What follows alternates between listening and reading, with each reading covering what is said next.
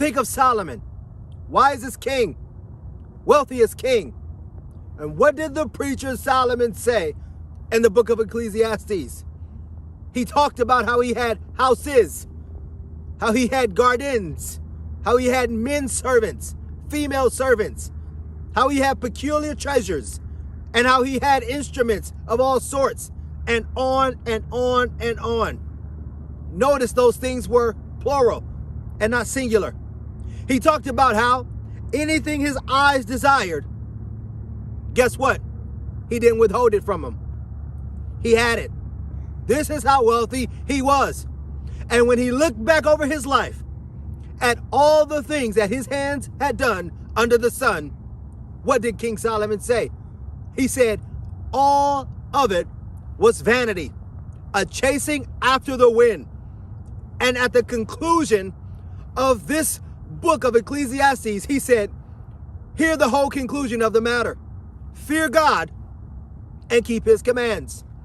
Listen, you who are rich, trusting in your money, trusting in your wealth, and it can't save you. Jesus said that it's easier for a camel to go through the eye of a needle than it is for a rich man to get into heaven. Why, Lord? Why did you say that? I'm glad you asked. You see, in the city, Jerusalem that is, or different parts of the world at that time, when the main entrance or the main gate was closed, there was a little side gate or a little hole in the city wall that would allow you to enter in with your camel and all your goods. If it was after hours or after dark, if you will, or if the gate was closed. And when they would do that, because the main gate was closed and the small gate wasn't that large, you'd have to take off all of your belongings from the camel in order for the camel to go into the city. You say, what does that mean? Where is the significance? I'm glad you asked.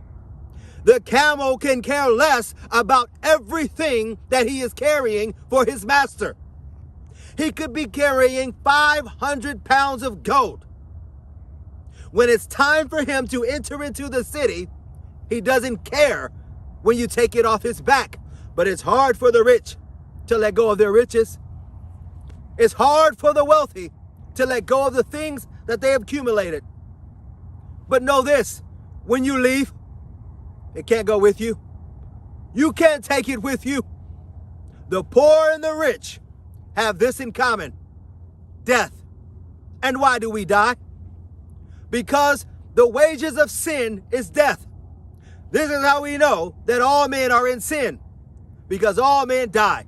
But glory be to God, because of Jesus Christ, we can have life, and we can have that life more abundantly, not only here, but in the world to come.